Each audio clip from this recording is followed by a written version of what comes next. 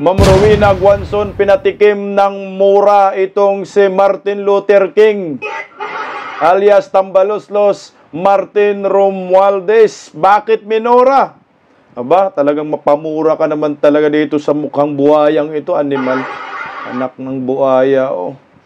Bongbong Marcos, pinagtatawanan pala sa Davao del Norte, Manay. At napahiya po dito si Ngiwim. Grabe, kinantsawan po ng mga Davaoenyo itong presidenteng ito. Pero ang umiyak, si Montolpo. Patay kang... Akala ko fake news yung video na kumakalat na talagang kantyaw to the max ang inabot ni Bongbong Marcos. Kasi gagahapon, ang nakita ko lang video, yung kumukumusta si Bongbong sa mga Davaoenyo, tapos walang kumamay, isa lang, at kumaway naman siya, walang kumaway, sa hangin siya kumaway. Pero ito, totoo pala ito, na pinagtatawanan si Bongbong Marcos ng mga Davaoenyo, nag-react si Montolpo. Hanggang ngayon, wala pa rin pwesto sa gobyerno. Okay, palike po muna, pa-share, pa-subscribe, at pakipindot po ang inyong notification bell upang lagi po tayong updated sa ating mga video. Sa mga trolls, anak ng kagwang mo. Mag-subscribe kayo, mag-like, at sa mga nakakaluwag po sa kanilang mga buhay, na gustong tumulong po sa mga nasalanta ng Lindol, sa Davao, at sa Cebu, suportahan po natin ang SMNI Foundation Disaster Relief Operation para sa mga nasalanta. Nandyan po yung kanilang mga GCash number sa inyong mga screen. Unahin po muna natin itong kay The Junior. Yung kamot ulo, no?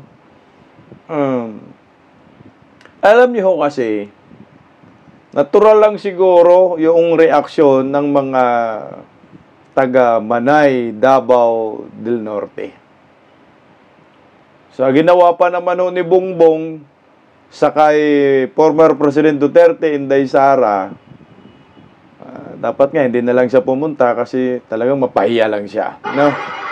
Pero pinilit niyang pumunta sa Davao, Manay kasi nga, sabi ni Palaka, pumunta ka, mga ilang araw ng lindol, hindi ka nagpapakita, wala nang debris. Wala nang aftershock. Pero hanggang ngayon, tuloy-tuloy pa rin yung aftershock. Akala ko ay hindi legit yung video. Para bang inedit lang ba yung audio, no? Pero legit pala kasi nga, nagre-react si Montolfo eh. Kung hindi yung legit siguro, itong halimaw sa banga na si Montolfo. Hindi magre-react. Ito. Bago natin pag-uusapan si Ma'am Rowena Guanzon, bakit siya napamura kay Martin Romualdez? Kahit sino naman, pwedeng talagang makamura talaga. Ito po yung video iyan.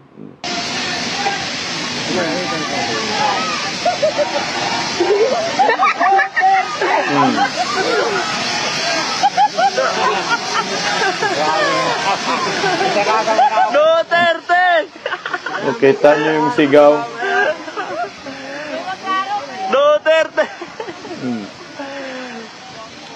Ayun siya.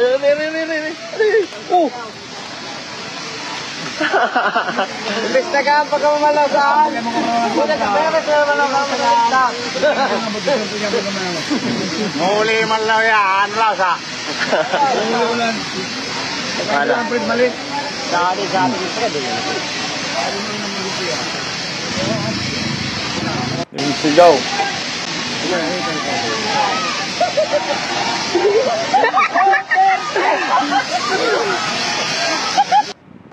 So, nung una, hindi ko yan pinansin. So, nakita nyo po, napanood nyo po yung video at yung audio. Nagtatawanan yung mga tao. At yung sigaw, Duterte, Duterte. At nandyan na siya, nandun na siya. O, yan, o. So, si Bongbong Marcos ang pinagtatawanan at ang sinigawan na Duterte.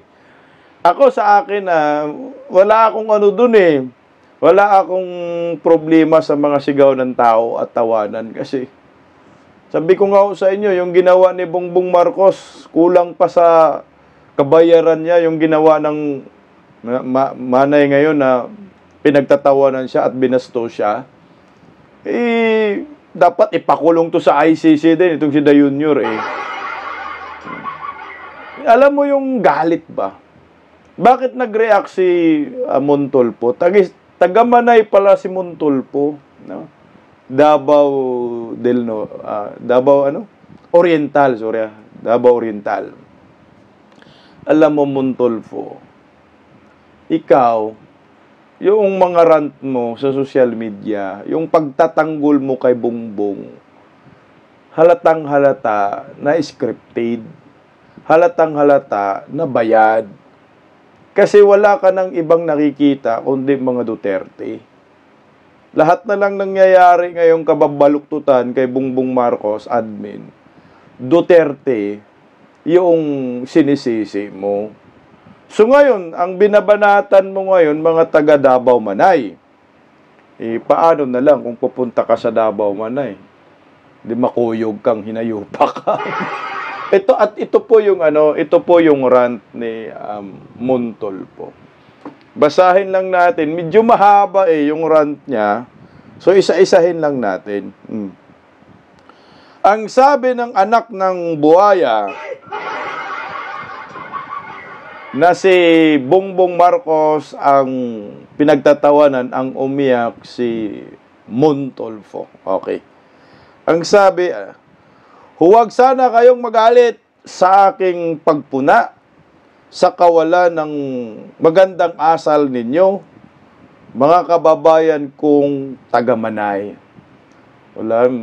Kawalan daw ng magandang asal. Si Bongbong Marcos, maganda ba yung asal yan? Ubos yung kaba ng bayan? Ginawa kay Tatay Digong, Montolpo, ikaw. Maganda ba yung asal mo? Asal kabayo ka rin, asal buhaya ka rin. Masakit man, ay tanggapin natin na nakulang pa tayo ng refinement. Kaya hanggang ngayon ay third-class municipality pa rin ang Manay. Sabi niya. Para sa akin, ito ay kawalan ng magandang asal. Kawalan ng magandang asal. Yung naramdaman kasi nila mo ng taga-Manay Davao Oriental, yun yung tinatawag na organic, no? Authentic na damdamin na hindi kailangan nilang itago. At saka hindi mo po pwedeng pigilan ang mga tao na yan kung ang kanilang damdamin ay dismayado kay Bongbong Marcos at ang sigaw nila Duterte. Dahil teritoryo po yan ng mga Duterte. Wala kang magawa dyan, Montolpo. Tsaka kasuklam-suklam naman din talaga ang ginawa ni Bongbong Marcos sa mga Duterte at sa bayan. So ano ang i-expect mo? Pag pumunta si Bongbong Marcos sa Davao, yayakapin si NGWM? Los-los mo. So pumunta ka doon, di tanggapin mo yung consequences kung ano ang mangyayari sa'yo. Dagdag pa niya, look, I have no love lost for BBM. Para sa akin, ay malayo sa kanyang ama na si Ferdinand Marcos Sr. Anak ng kagang. Malayong malayo talaga kasi yung ninakaw ni Ferdinand Marcos Sr., milyon lang yata yun, di ba? Kay Bongbong trilyon. World record, oh. Yung senior may nagawa, si Bongbong Ghost Projects. Putangin na, pasip-sip lang to si Montolpo eh. Wala, hanggang ngayon, wala pa rin position eh. Gusto yata magiging head ng PCO, kaso wala eh. But no matter how to people of Manay regard BBM, they should respect his position if they can't respect his person. Dapat sinabi mo rin yan sa mga kongresista. Bakit ba sa mga bubonista, bakit ba si Vice President Inday Sara nire-respeto ba ng mga supporter ni Bongbong Marcos? Hindi nire-respeto. Patas lang yan, Mon. Animal naman, anak ng kabayo ka. Okay lang yan. Pati si Inday Sara at mga Duterte, nire-respeto ba nila? Hindi naman ah. Bawi-bawi lang. Sumugod ka sa teritoryo, di tanggapin mo ang mangyayari. Tsaka hindi naman ka respeto-respeto si Bongbong nangyayari sa bansa. Corruption, kaliwat kanan, respetuhin. Anak ng kamote, oh. Sabi pa niya, pero kung sa bagay, wala kang maaasahan sa aking mga kababayan.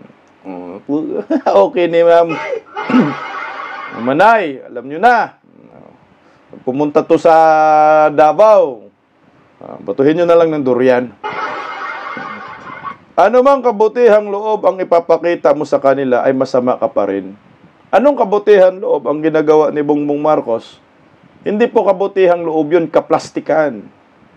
Kasi kung kabutihang loob, hindi o saan, ang dami niyang dalang mga ayuda. Wala siya, puro pangako yung dala, mamigay daw ng pera, may binigay ba? Lo, amon. Kung sa English, they feel entitled. They think the world owes them a living. Palibasa, karamihan sa kanila ay pusaka. Mga taga-bundok na malayo sa sibilisasyon. Iyan ang pangi-insulto na sa mga taga-Davao Manay. Mga taga-bundok daw, malayo sa sibilisasyon. Alam mo mo, wala namang problema kung taga-bundok ang mga taga-Manay. Okay lang yun. Basta hindi lang kawatan sa kaba ng bayan. Ikaw nga, taga-patag ka. Sinusuportahan mo? Mga demonyo, anak ng buhaya. Di ba? Yung kinikita mo, galing rin yan sa mga taga-bundok. Mga taga-bundok, itong hinayupak na to, masyado mong minamaliit yung taga-bundok, ha? Taga-bundok, kumakain ng mais, ikaw kakain ka ba ng mais na bigas? Taga-bundok daw kayo, malayo sa sibilisasyon. Imbis tulungan mo itong mga to, na magpagaan ng buhay, tulungan mo mapawi yung na-experience nilang lindol, ayan, tinutros mo, anak ng kamote. Oh. Si Bongbong Marcos, kahit itrolos yan, kahit kantsawan yan, pagtatawanan mo, walang mawawala sa kanya. Unang-una, hindi yan nakakaramdam ng hiya kasi walang hiya nga yan, animal. Hiya-award si kapal ng mukha yan. Walang hiya yan. Tanong mo sa kanya, puno ng pulburon yung katawan, kaya manhid. Class. Ang tawag diyan sa English. Sa mga pinag-aralan, sa mga may pinag-aralan na taga-Manay, ay alam nila ang kahulugan ng class o refinement. May pa-class ka pang nalalaman, anak ng kamuti. Oh. Class yung turing mo kay Bongbong Marcos at sa mga sa BBM supporters. Class kasi nga, matindi magnanakaw, class na class. Hay, mahal kong Manay, di kita maintindihan.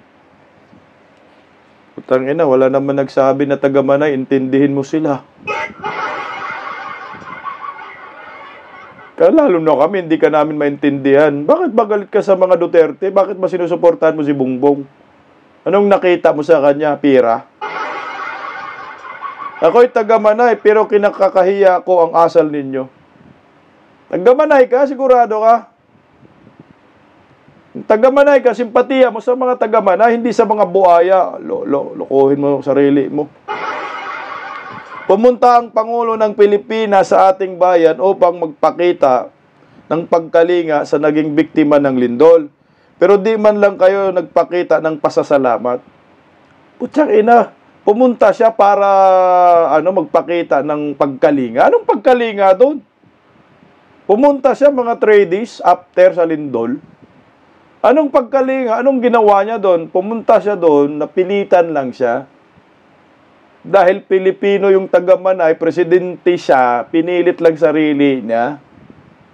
Anong pagmamahal? Anong kalinga? Di dapat yung kalinga ang pinupunto mo dito, Montolfo, yung D1 pa lang, ng pagputok ng Lumindol, kagaya Cebu at Davao, nandun na si Bongbong. Ang dami namang jet fighter siya. private jet, alam ko, meron din yan. Mga chopper. Excuse me po. Di sana pumunta na agad siya. Si Vice President Inday Sara, day 1 pa lang, nandun yun yung Kalinga. Kalinga, hindi nga siya pumunta sa mga nabiktima, yung mga namatay. Walang Kalinga na nangyayari, ginawa si Bongbong Marcos sa mga taga-Manay. Idilat mo yung budlat mong mata, anak ng kabayo. Tsaka pasasalamat, anong pasasalamatan mo kay Bongbong? Pasalamat ka? Dahil inuubusan ka ba ng bayan, ginago si former President Duterte? Putang ina, walang papasalamatan dyan. Kamumuhian pa. Kaya tama itong ginawa ng mga taga-Manay kay Bongbong. Pinagtatawanan. Lumapag sa helicopter si BBM kahapon sa Manay, Davao Oriental.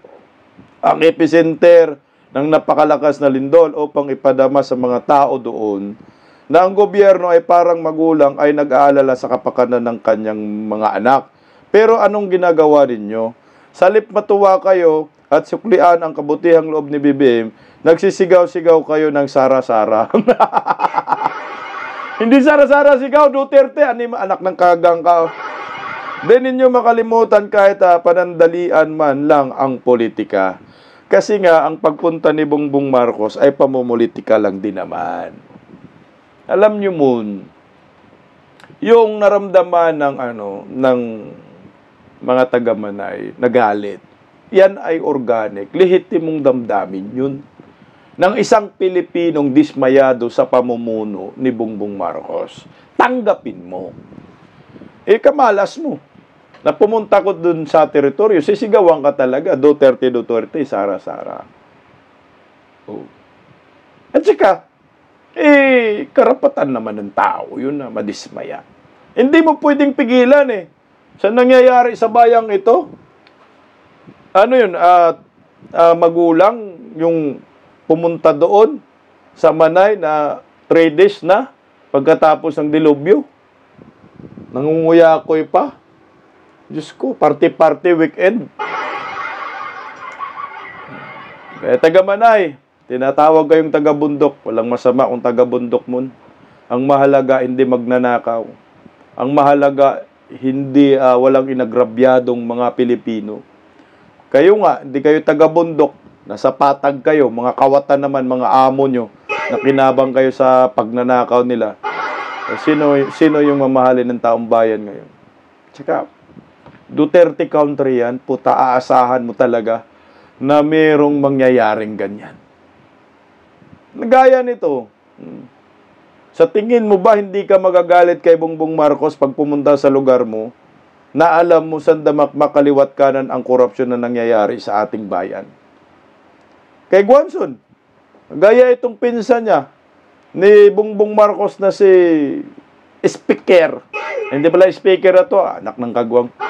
Dating speaker na minura ni Ma'am Rowena Guanzon. Sabi ni Ma'am Rowena Guanzon, kahayupan to, most guilty ka. Bakit nga ba napamura si Ma'am Rowena Guanzon dito kay Martin Romualdez? Ito dapat, Montol po, di ba? Hilig ninyo magmura Murahin natin. Buti nga, hindi minura ng taga-Manay itong si Bongbong Marcos. Murahin natin itong si Martin Romualdez. Pumunta ho kasi kagahapon, nabalitaan po natin, no? Kunyari sa ICC itong si Martin Romualdez. For what? May gimmick na ginagawa, anak ng baka. Umpisahan natin. Ano bang nangyayari? Bakit napamura si Ma'am Rowena Guanzon? Ito ang una. At bago po ang reaksyon ng Malacanang, humarap at sinagot na rin ang mga katanungan ng mga miyembro ng Independent Commission for Infrastructure.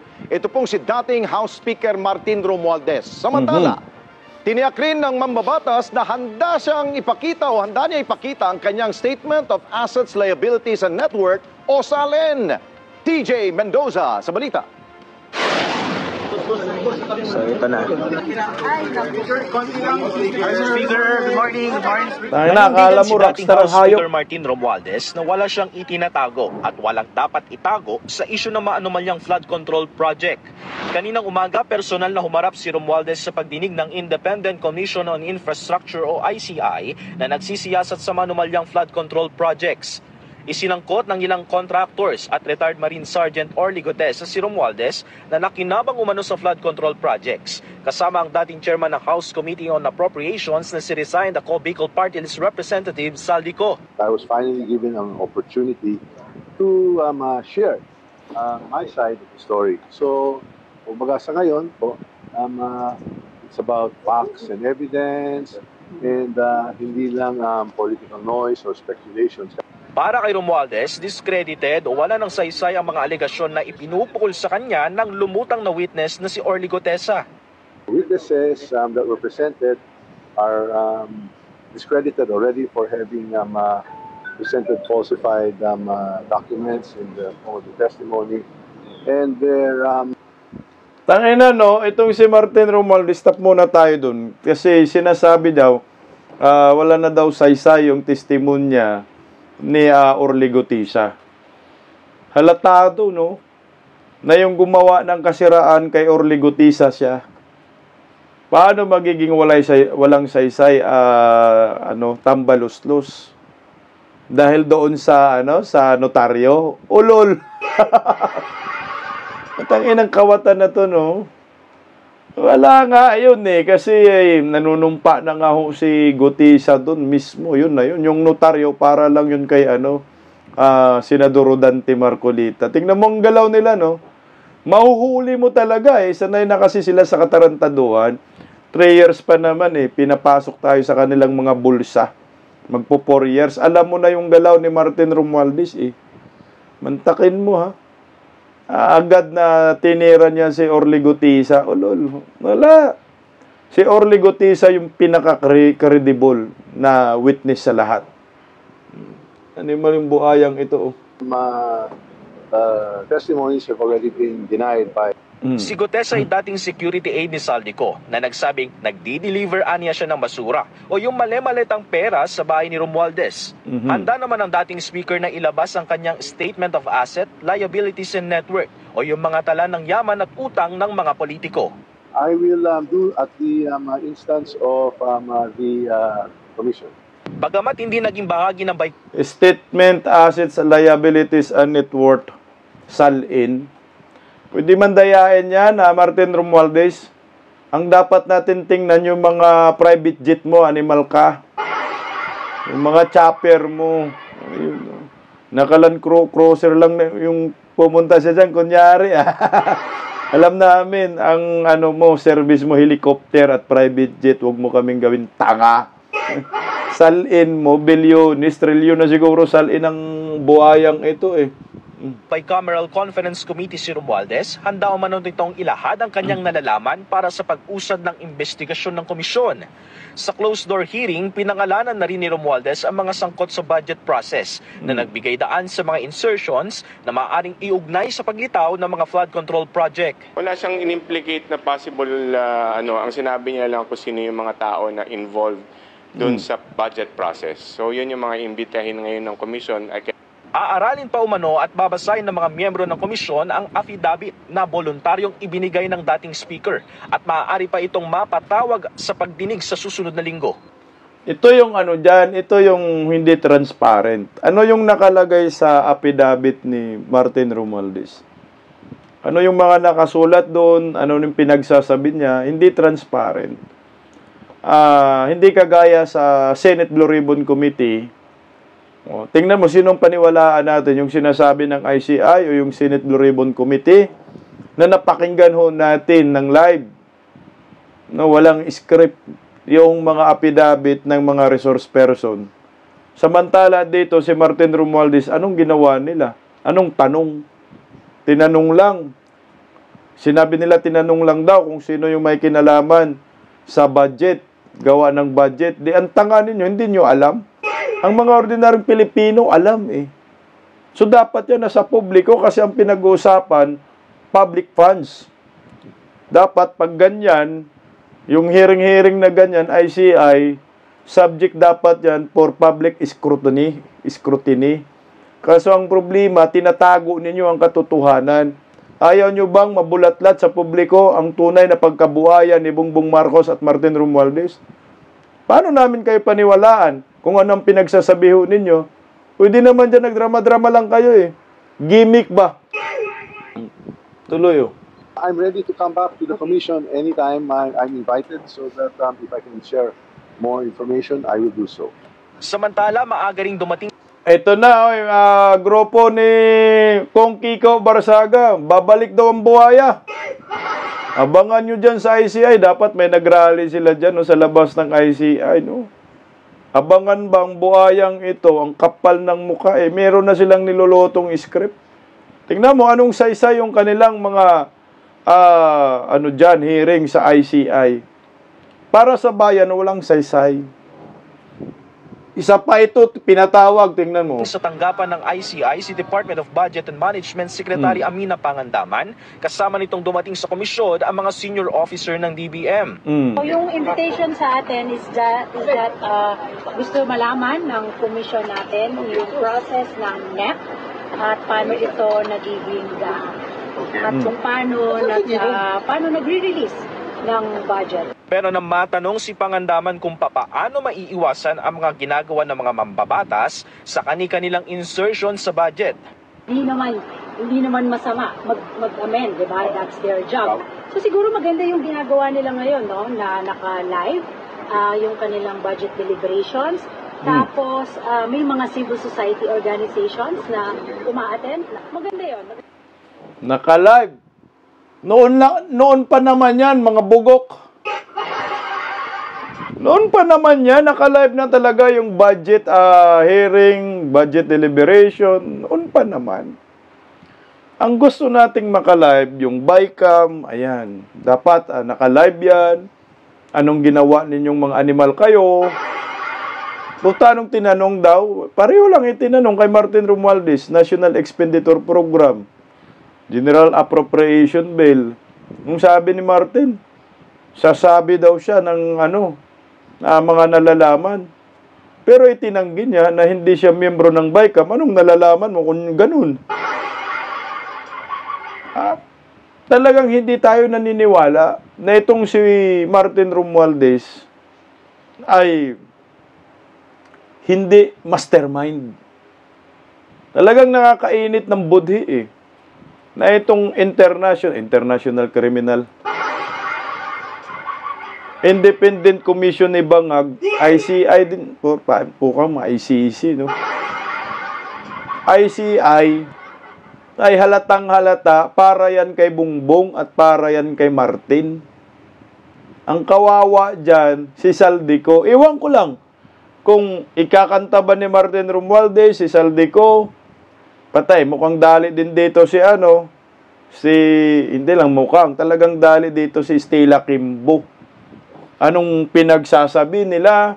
Ito ay laglagan time na ho ito, laglagan portion na. Kaso hindi natin alam kung paano hiniring ng ICI. Ano yung affidavit ni Martin Luther King? Nagalit na si Ma'am Rowena Guanzon at napamura pa. Anong nilalagay nila dun? Paano natin paniwalaan ang sinasabi ng independent kuno na dependent naman kay Bangag? Binulag lang tayo dito. Yan ang nakikita ko. Binulag tayo ni Bongbong Marcos, gumawa ng drama.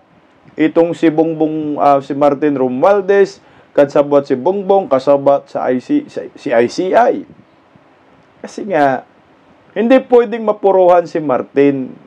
Ano ngayon sila? Protect Martin Romualdez, anak ng kagwang. Maniwala kayo, kung meron man lang makulong ngayon, o makasuhan sila, wala pang nakakasuhan eh. Pinapatagal pa nila to si Saldico. Maging sacrificial lang. Pero, sa nakikita ko, dahil hindi pa nila sinampa ng kaso yan, hanggat maaari, kinokontrol nila ngayon na hindi masampa ng kaso itong si Saldico. Kasi kung gustuhin lang talaga ng gobyerno na makasuhan na si Saldico, enough na yung mga testimonial evidence sa Senate Blue Ribbon Committee. Marami nagturo kay Saldico, pati kay Martin. Kasi nga, kung ibaon nila ng todo, bigla itong si Saldico, sila damay rin dito. Yan ang tunay na plano, script ni Martin at ni Bongbong Marcos. Huwag mong biglain kasi pag biglain natin yan, pag kumanta yan, yanig tayong lahat, damay-damay na. Damay-damay talaga kasi nga ang missing link ng nangyayaring korupsyon sa bansang ito, si Saldico. Pag yan si Saldico kumanta, patay ang mga buaya. Lahat sila dito. Kaya, tingnan mo, hindi nga kinansila ang passport muna. Kasi huwag mo na kansila, putang ina. Makipag-negotiate muna tayo, planuhin natin ng maayos. Kaya sabi nga ni Mangga, tabla rin to si Mangga manggagamit, yung ginawa daw ni Martin Romualdez, ay drama lang daw yan. Pakinggan natin. Sinupalpal ni Senador Amy Marcos ang pinsang si dating House Speaker Martin Romualdez matapos sabihing handa siyang isapubliko ang kanyang SALN. Sabi ni Amy, hindi niya kinikwestiyon ang kahandaan ni Romualdez na maglabas ng SALN pero mas interesado siyang malaman kung totoo ba ang laman nito. Maging ang issue ng posibilidad na maging state witness ang pinsan, hindi rin approve ang senadora. Wala namang problema yung SALN. Ang tanong, totoo ba yun? Totoo bang yun lang? Parang Korean telenovela, bagong plot twist, wag muna tayong lumundag. Naniniwala ko sa mga members ng ICI, wag lang tayo magpaandar sa kung ano-anong gimmick dyan. Amy, banatan mo nga si Bongbong. Sabihin mo rin nga na wag magpaandar sa gimmick ni Martin at ni Bongbong Marcos. Yung kapatid mo, mga buhaya yung animal talaga nito. Paandar ni Martin Romualdez at Bongbong yon, hindi lang kay Martin. Hindi naman kayo ang kontrolin ni Martin lahat yan eh. Kasi ang Pangulo, si Bongbong pa rin. So ginagamit lang talaga si Bongbong dito at naggamitan lang ang magpinsan. Sige pinsan, singhot ako. O sige, bira ka. Kunay Bans, no? Nagkakasabwatan sila. So ngayon, nag-iisip sila ngayon kung paano po maprotektahan ang isa't isa. Yan ang maliwanag. Yung SALN kasi, madali lang naman dramahin yan eh. Piki-pikiin. Ganun yun. Ang maganda tingnan yung mga offshore accounts. Mga bank accounts. No? Mga, nasan ba yung mga jet plane animal, mga private jet chopper ni Tambaluslos. Talagang kayang dramahin. Puta, na-drama nga nila yung ombudsman eh. Di ba? Nadrama nga nila yung ombudsman. Naging yung ombudsman nga ho si... Sino yun? Si Bunying eh. Kaya rin nilang paikutin tayo. Ito yung isa sa mga ikinagalit ni Ma'am Rowena Guanzon. Kasi Ma'am Rowena Guanzon topic natin ngayon. At napamura.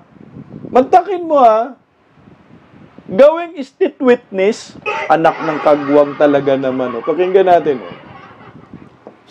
Former House Speaker Martin Romualdez, Independent Commission for Infrastructure. Sabi po niya ay lubos siyang makikipagtulungan at tumulong sa pagtuklas po ng katotohanan.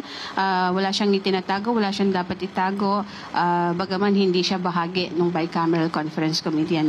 May mga lumutang din na parang kinukonsidera siya na maging state witness. Pwede po ba siyang maikonsidera na maging state witness dito po sa flood control mess? Depende po sa kanya magiging salaysay at kung ano po ang kanyang mailalahad. At depende na po rin yan sa Department of Justice kung siya pa ay maituturing na isang state witness at ito naman po ay irerekomenda sa korte. So lahat po yan ay depende sa lahat ng mangyayari. So hindi pa po natin masasabi kung siya pwede maging state witness o hindi. Ayun, si Ate Eden pala nagtanong. Akala ko pa naman. Anak ng buhaya. Yung tinuturong mastermind, state witness na ngayon.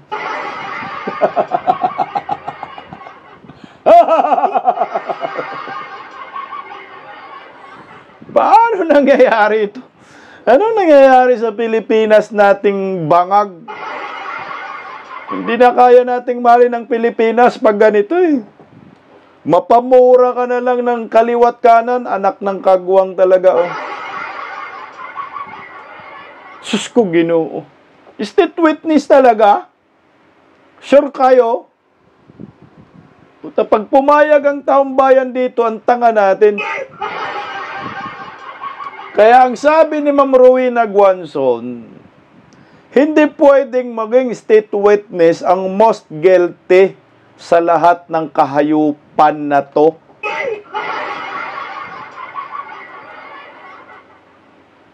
Tang inomino. Kung sino yung tinuturo mong hayop sa kahayupan, hayahayang buhay maging state witness. Yung sino yung tinuturo ng taong bayan, dinudurot, minumura ngayon, na animal kakawatan ka, trilyon-trilyon na wala sa kaba ng bayan. State witness talaga. Grabe, ganun na talaga katanga tayo. Papayag lang ba dito mga Pilipino? Ako, hindi ako papayag. Iwan ko lang sa mga tanganistang, bubunistang, pinklawan-dilawan.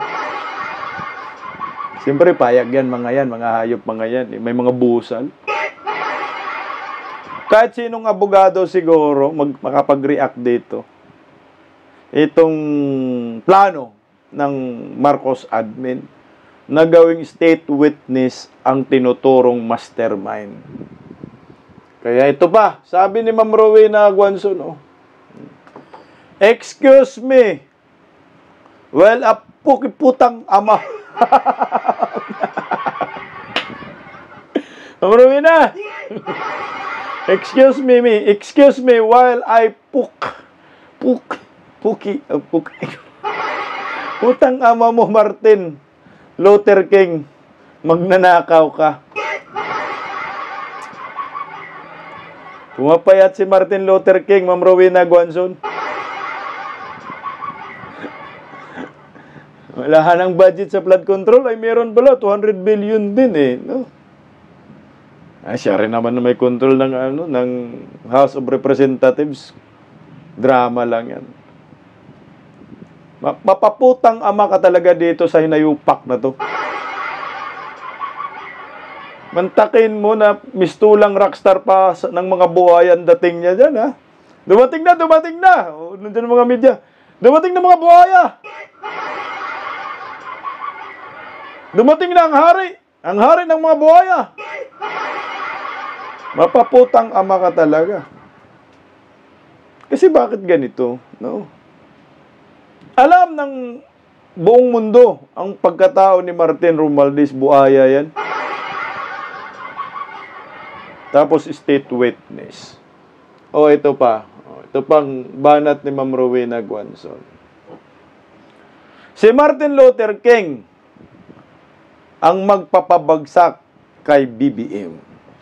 Bagsak na nga, Ma'am Rowena Guanzon.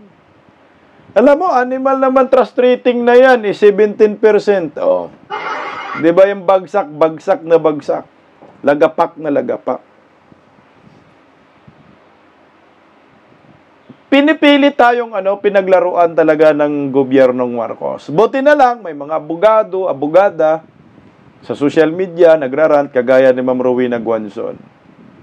Hindi po talaga pwedeng maging state witness ang most guilty na tinuturo ngayon ng mga resource person, lalo na sa Senate Blue Ribbon Committee.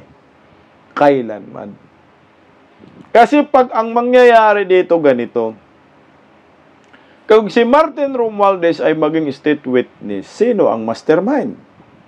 Siya nga yung tinuturong mastermind. Ang sabi nga ho ni Mayor Magalong, masterminds. Dahil marami po sila. Kasi nga, sindikato po ito. Alangan naman, ang ituturo mo lang na mastermind ay si Saldico. Kasi pag susumahin natin, ang mastermind, hindi po pwede yung katulong. Kailangan yung amo. Yun yung mastermind. So palaisipan tuloy ngayon. Tingnan mo, pakinggan natin itong balitang ito. Sino na ngayon ang mastermind? Kasi itong si Martin Romualdez ay maging state witness, anak ng baka. O ito, pakinggan natin. Isa si Senate Minority Leader Alan Peter Cayetano sa tila naiinip sa flood control investigation. Git niya, dapat mapanagot ang utak ng korupsyon. Pero sino nga ba ang mastermind sa anomalya? Narito ang agenda report ni Dexter Ganibe. Sa pagharap ni dating House Speaker Martin Romualdez sa investigasyon ng Independent Commission on Infrastructure, muling binuhay ni Senate Minority Leader Alan Peter Cayetano ang kanyang naunang babala at suhestyon. Sabi ni Cayetano, kailangang mahuli na ang mga mastermind sa likod ng malawakan at sistematikong korupsyon sa flood control projects.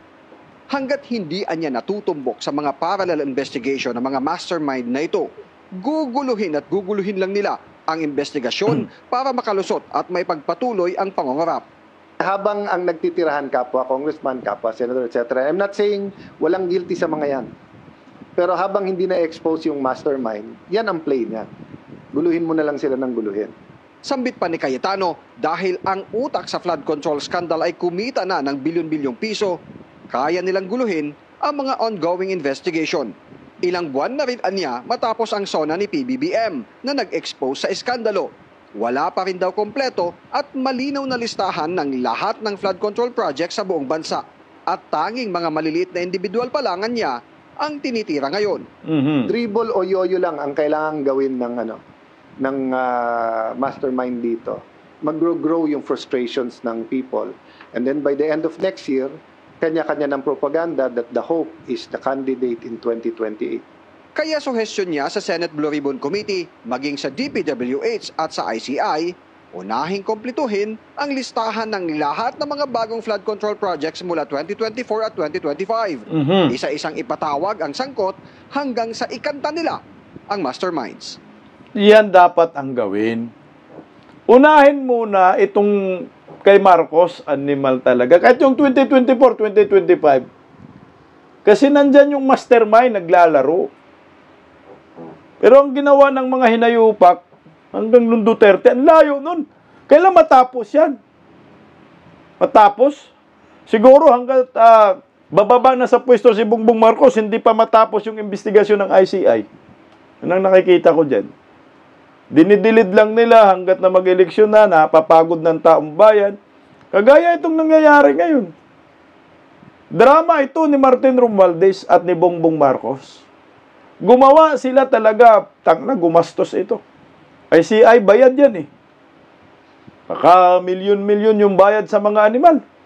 Para lang pagtakpan ang baho ni Martin Romualdez at Bongbong Marcos. Iwan natin kung anong pinag-uusapan nila kasi nga, wala namang yan, closed door naman yan, private naman yan. State witness, so sino yung mastermind? Kasi, hindi naman pwede na pababa yung mastermind. Pataas talaga ang posisyon ng mastermind. Tingnan mo. Sino po dapat ang maging mastermind? Yung mas mataas kay Saldico, Martin Romualdez. Hindi yung mas mababa kay Saldico at Martin Romualdez. Sino ang mas mataas kay Saldico at Martin Romualdez? Kung gawin state witness si Martin Romualdez, so tataas tayo. So wala nang iba. Ang mastermind ay posible si Bongbong Marcos. Kasi hindi ka naman pwede, Martin, magturo ng mastermind ang diskaya, mga tanga natin. Ang mastermind, DPWH, hindi mangyayaring ganun. Hindi kaya maniobrahin ng DPWH kung walang mga politikong mga buhaya nakaupo sa Palasyo de Polvoron. Okay, sige. Payag na tayo na gawing state witness itong si Martin Romualdez kung hindi siya most guilty. Basta ituro mo na si Bongbong Marcos ang mastermind. Which tayo dyan. Ituro mo. Tell all. Di ba? Kasi sabi nga ni Boying, tell all. Eh di ang mastermind si Bongbong. Kung hindi mastermind si Martin Romualdez, kung hindi mastermind itong si Saldico, eh di si Bongbong ang mastermind. Kasi si Saldico, sasabihin, tingnan mo si Saldico lang tuturo mong mastermind. Eh, sino mas mataas kay Saldico? Si Martin. Oh. Siyempre si Martin, sasabihin, hindi ako mastermind. May mataas pa sa akin sino? Bongbong Marcos. Baka ikakanta rin niya si Lisa Marcos. So yung mastermind, si Lisa na. At si Bongbong. Kasi wala na si Martin Romualdez, patay, papalag dito mga bubonistang tanganista. Hindi sila papayag dyan. Alam nga naman ituro mong mastermind, si Inday Sara, ang tanga ng Pilipino, ganun. Trilyon-trilyon na pondo. Tapos si Duterte gawing mastermind, anak ng kamote talaga naman. Mga ugag na talaga ang mga Pilipino pag maniniwala dito sa drama ni Martin Romualdez at ni Bongbong Marcos. Kaya nga tama yung sinabi ni Guanzon dito, kahayupan na to. Boss, guilty ka, maging state witness ka. Pakinggan muna natin saglit itong si Chavit Singson. Nag-react din si Chavit dyan eh. Ito. Governor, there are reports saying na may mga tao daw gusto gawing state witness si Speaker Martin Romualdez. Anong reaction ninyo sa mga reports lumalabas na yung controversial suggestion daw na gagawing state witness daw ang Speaker of the House? Linuloko ng taong bayan. Correct. Siya ang main principal na karakter dito. Siya may kasalanan na lahat. Sa investigasyon nila, doon na lahat ang pera. Gawin mong state witness. Payag ba tayong paggago? Hindi naman gago lahat ng Pilipino. Huwag tayong pumayag po. Gagawin tayong gago. Yung state witness, yung mas lesser ang kasalanan. Correct. Hindi yung principal na subject. May lumabas daw na si Ombudsman daw yan. Yun dito narinig ko. May lalabas na, may lalabas daw na testigo. Credible from Leyte. Malaking tao. Yes, sino malaking tao doon? So si si Martin Romualdez na. Animal kang bunying ka. Si Bunying talagang may plano ng lahat. So gawing state witness si Martin Romualdez. Kasi may malaking tao daw galing Leyte na credible daw. Credible tong animal na buhayang ito. Ay, putang ina, sabi ni Chavit, puta, magpagago tayo, hindi naman tayo gago.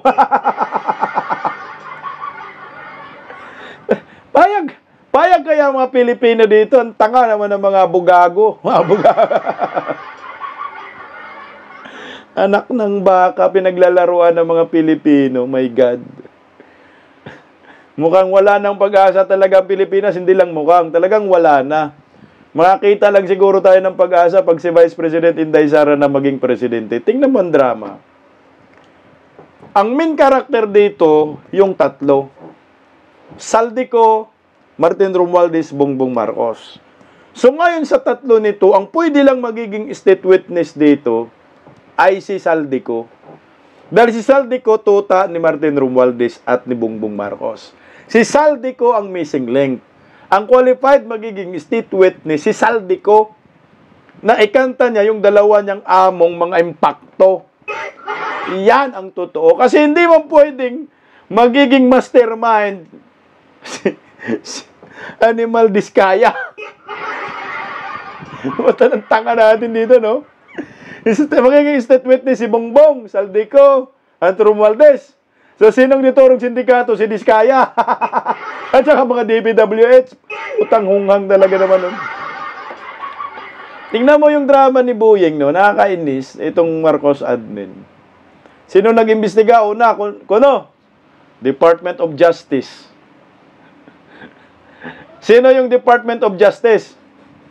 Si Bunying, the time. Ngayon, sasampa na ng kaso ang Department of Justice sa ombudsman. Sinong ombudsman ngayon? Si Bunying. Ano nangyayari? Buying! Pass to Buying! Ito, ginagago tayo. Walang kinakasuhang mga politiko. Sinong kinakasuhan? Puta, kontraktor, mga kontraktor. Hindi lang mga kontraktor lang kasi si Diskaya lang. Pero yung mga hinayupak na ibang mga kongresista, wala. DPWH, yun lang kinasuhan ng mga animal. Antindi ng drama ng mga tipaklong ito. Pakinggan natin, balitang ito. Buying, pass to Buying. Pakinggan natin, Hindi pala, Nasaan yung anak ng kamuti? Ito. Nasaan na yun? Teka lang, nasaan yung balitang iyon na handa na daw. Ito. Tingnan natin. Ayan. Hawak na ng ombudsman ang resulta ng investigasyon ng DOJ sa flood control scandal. Rinig na yun. Sentro nito ang unang distrito ng Bulacan at mukhang ang tinaguriang BGC Boys ang unang masasampulan. Ang detalye sa agenda report ni Joan Manalo. Formal nang ipinasa ng Department of Justice sa Office of the Ombudsman ang findings ng investigasyon nito sa 5 anomalous flood control projects sa Bulacan 1st District. Sangkot dito ang mga district engineer at contractor na trumabaho sa mga nasabing proyekto. Pero ayon kay Ombudsman Jesus Crispin Remulla, hindi pa umabot kay former DPWH Undersecretary Roberto Bernardo ang investigasyon. Kaya nakapokus muna sila kina former Bulacan 1st District Engineer Henry Alcantara at former Assistant Engineers Bryce Hernandez at JP Mendoza. There were witnesses in the Senate investigation. May ginawa na sila mga pag-amin at kasama na yan sa kaso kasama na yan sa mga kaso. 5 kaso raw ang maaaring harapin ng tinaguriang BGC Boys. Kabilang narito ang malversation, falsification of public documents, perjury at graft. Ang ginagawa natin ngayon, kung saan yung mga mayroong ng ebidensyang malinaw na maaari na nating isampa at magsimula na ang preliminary investigation, ay ginagawa na po natin. At dahil nasa ombudsman na mga dokumento, dadaan na ito sa masusing evaluation ng tanggapan. Aantayin na lang din daw ng DOJ ang utos ng ombudsman kung maaari na silang magsagawa ng preliminary investigation matapos ang evaluasyon. Siniguro ni Remulla na magiging mabilis at tuloy-tuloy ang pagkilos ng kanyang opisina.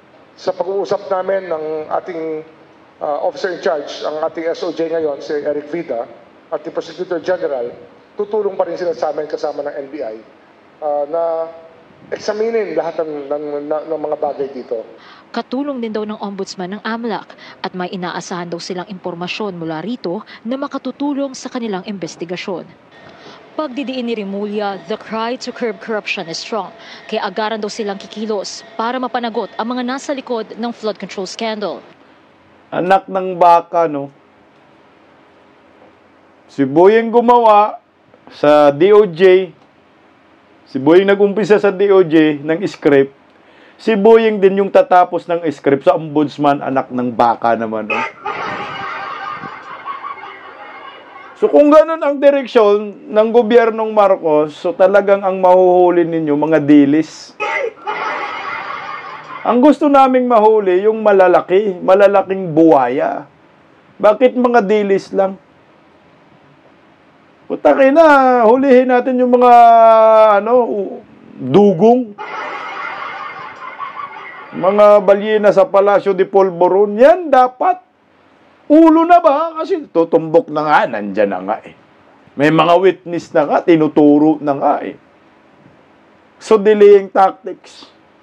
Until 2028, nagka-eleksyon. Grabe itong si Boying, no? 7 years pagiging ombudsman. 7 years gagawa ng script. Isang bulati na lang sana to, animal, oh. Kumana pa. Sa tingin nyo ba, credible yung mga pinanggagawa ni Boying Remulla? Siyang gumawa sa DOJ, sir, yung gumawa sa ombudsman. So, ano ang asahan mo dun? Alam naman natin, arkitekto si Boying eh. Magaling gumawa ng drama. Magaling gumawa ng script, director na director. Putang ina, alam na natin yan eh. So, wala na. Ang tao, niluluko. Ang mga Pilipino, ginagago. Yan ang maliwanag dito. Pinagtatakpan ang tunay na mga sindikato. Kaya nga sabi dyan ni Kung Pulong, oh, huwag ninyong gawing bubo. Ang taong nagpasimuno sa flood control, billions ngayon, gusto nang maging state witness. Nak ng kamuti nga eh. Ginagawa tayong mga ubob eh. Basahin ko lang yung medyo, konti-konti lang sa mga pahayag ni Sir Pulong Duterte. Sabi niya, oh,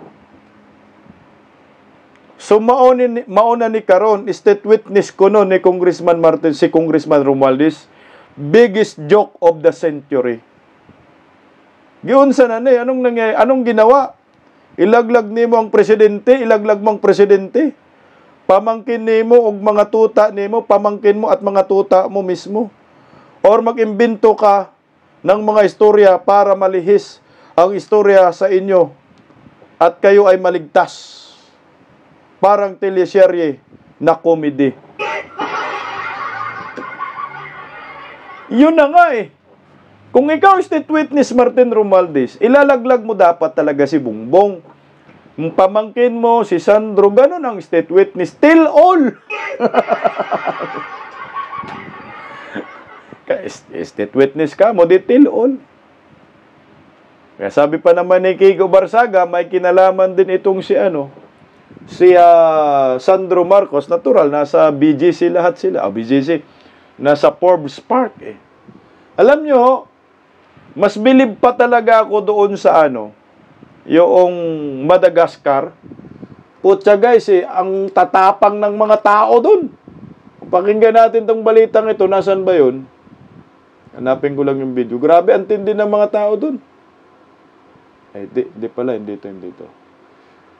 Where is the video, anak ng kamote?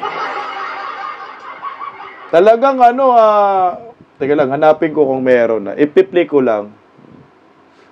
Ito. Yan na nga. Pakinggan natin, Umalis na ng Madagascar ang Pangulo nitong si Andry Rajoelina upang protektahan ang kanyang sarili sa gitna pa rin ng patuloy na mga kilos protesta sa kanyang bansa. Efa niarahana hita fa ny krizy rehetra, ny fandimby, sy ny tonga teto amin'ny firenena dia nitarika faharavana sy fiemorana.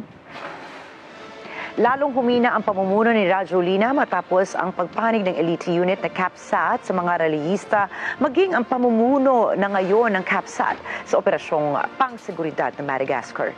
Samantala, itinuturing ni Rajoelina na tangkang pag-agaw ito sa kanyang kapangyarihan bilang Pangulo. Nais naman ni Rajoelina na magsagawa ng dialogo para maresolba ang krisis at maiwasan ang karagdagang kaguluhan sa Madagascar.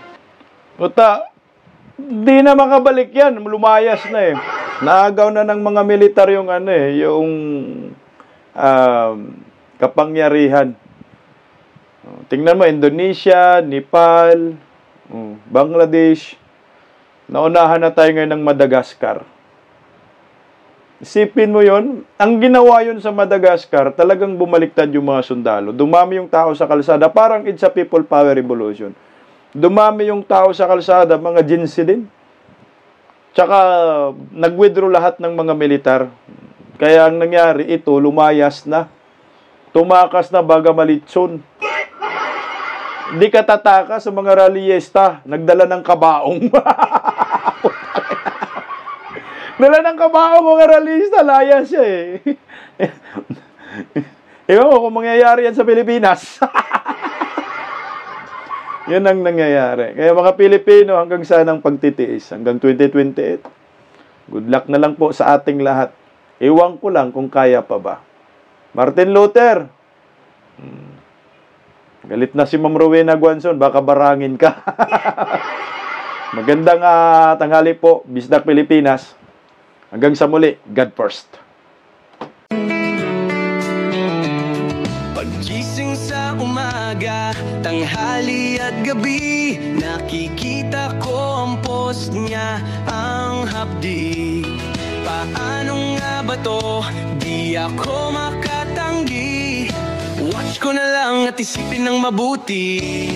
Bisdak Pilipinas. Bisdak, tinig ng katotohanan. Sa bawat vlog may laban sa kasinungalingan. Mulat ang mata, gising ang masa. Bisdak Pilipinas. Para sa bayan, gumigising sa diwa. Sa likod ng kamera, tapang ang dala, walang sinasanto kung mali ang gawa. Hinay-hinay, pero palaban. Boses ng tao sa digital na labanan. Bisdak, tinig ng katotohanan. Sa bawat vlog may laban sa kasinungalingan. Mulat ang mata, gising ang masa. Bisdak Pilipinas, para sa bayan, gumigising sa diwa.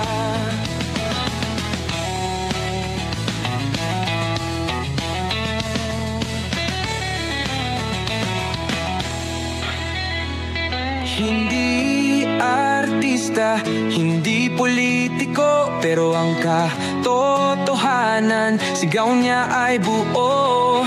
Sa YouTube o Facebook man siya makita, may aral ka pa rin, may uwi sa bawat salita. Bisdak, gising sa katotohanan.